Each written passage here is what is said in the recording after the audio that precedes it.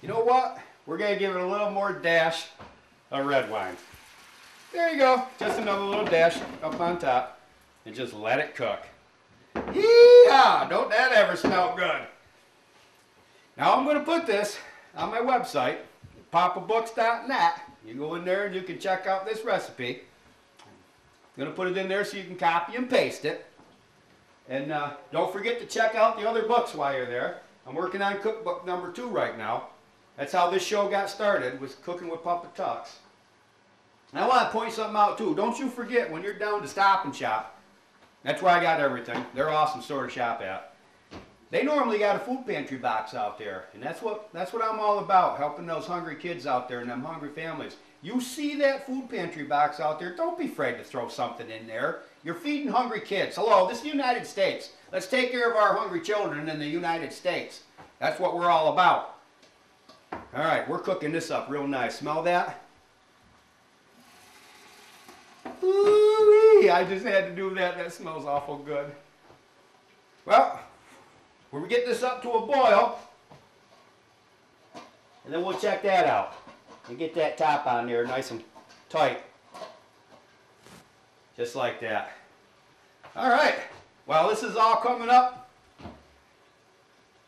to a boil. All right, I want to show you the salmon here in just a minute.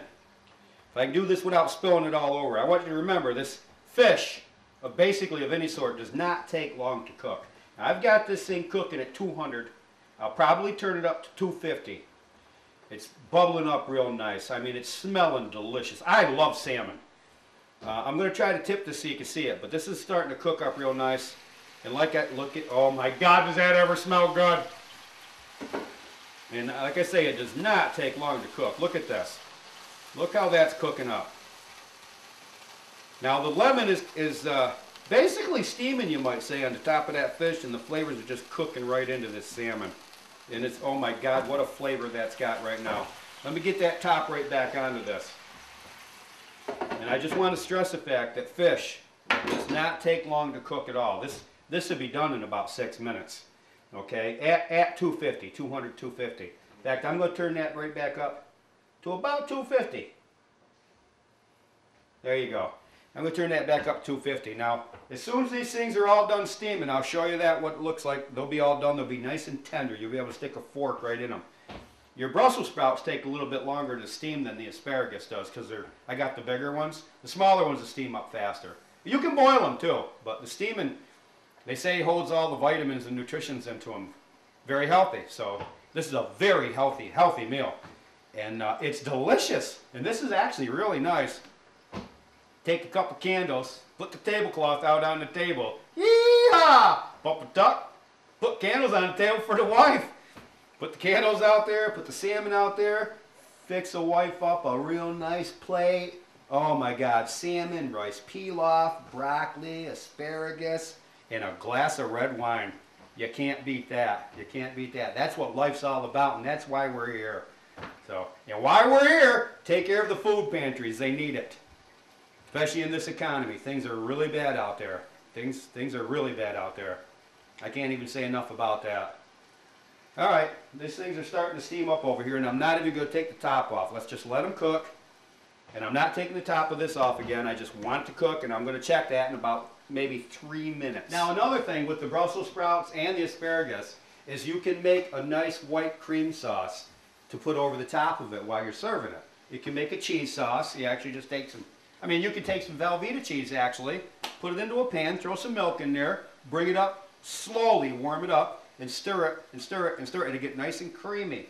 And you can pour that over the asparagus or the Brussels sprouts when you serve them, and that's really good too. But I'm not doing any kind of a sauce for it today because we're just probably going to serve it just the way that it is. Okay, that salmon is starting to look really nice. Let me get that so you can see that again. Okay, let me get the top off. I don't normally do this. I'm doing this for you out there in TV world. Oh my God. Hear it sizzling? Oh, is this ever good? Look at that. There you go. Look at that. That's cooking up really, really nice. And what's going to happen here as this cooks up, this meat's going to get flaky. And I'll show you when it does. That's how you're going to tell that it's done. take a fork and flake a piece right off, and you'll know that that salmon's done, okay? Let's put that top right back on there and let that keep cooking. Oh my God, does that ever smell good. Now I'm sitting here listening to this cooking in my Presto, and it's starting to go split, flip, flip. If you listen, you can hear it. I can hear it, can you? But anyhow, my water has boiled out of this. Now I don't want this to burn, so I'm going to add a little water to it, okay? Just a little bit more water in there. Not a lot, just cover the bottom with water. And then we're going to put that top right back on there. And we're going to let that come right back up to a boil. So that's one thing you really need to keep the eye to it, is you don't want all your water boiling out. You want that flavor of the wine steaming through this meat, and which on the other hand brings the flavor of the lemon down through the meat too. And the wife takes a piece of lemon, she'll take that off and core it. Here, let me show you what we do here. Just for all you new cooks out there, take that leftover lemon, and we'll actually take and slice that into about a 1/2 inch slice like that, okay? And we'll take and break that right in half like that. That's all there is to it. And I'll do that with the rest of the lemon. When I'm serving this, that's what it looks like. And then what she does is she'll take that lemon and she'll squirt it. She'll squeeze it together and squirt it all over her salmon. God, she likes that. Love it. It's bubbling up real nice. This will be done. Now, like I say, that's only been about 3-4 minutes. And then I added the water to it. Another 3-4 minutes, that fish is done. So we'll check that. We'll check that in probably about 3 more minutes. I'll pull that top back off there again. You want to try to leave the top on while it's cooking, so it keeps all that heat and steam in there. Hey, all you new cooks out there, what I just did over here is I took and put a little bit of aluminum foil, shiny side in towards the food. I took the top off and I put foil on this pan, and I sealed it a little bit better. Put the top back onto it. Let that steam hard, because those Brussels sprouts are a little bit too big, but I like them. So if you don't have a steamer in your house, that's how you do it. I mean, if you got the extra cash, go on down to the hardware store.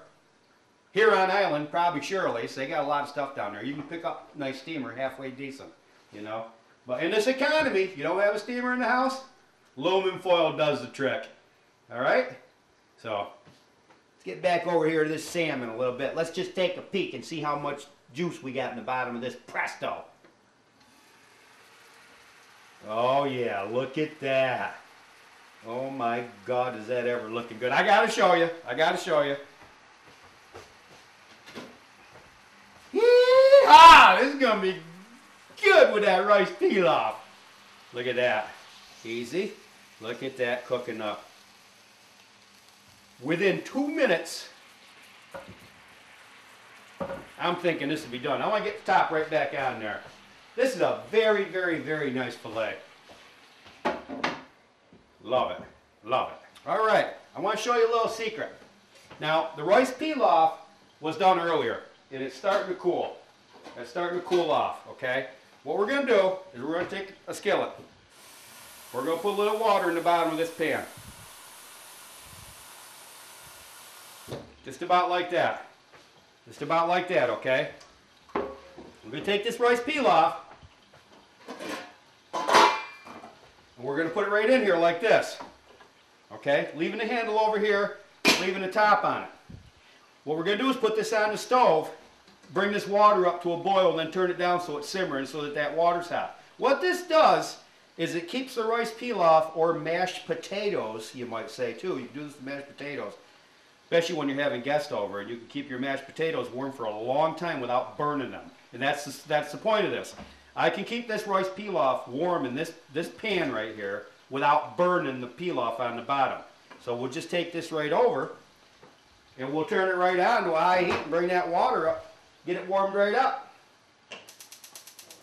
Just like that. We're going to keep the top right on the pilaf. I'm going to keep my eye on that. When that water starts boiling, I'm going to turn it down a little bit. I don't want it boiling hard. I just want it hot enough where it keeps that pilaf inside the other pan that's in that water hot. This salmon's just about done. Let's take a peek at this. Oh yeah, look at that. Look at that. I am going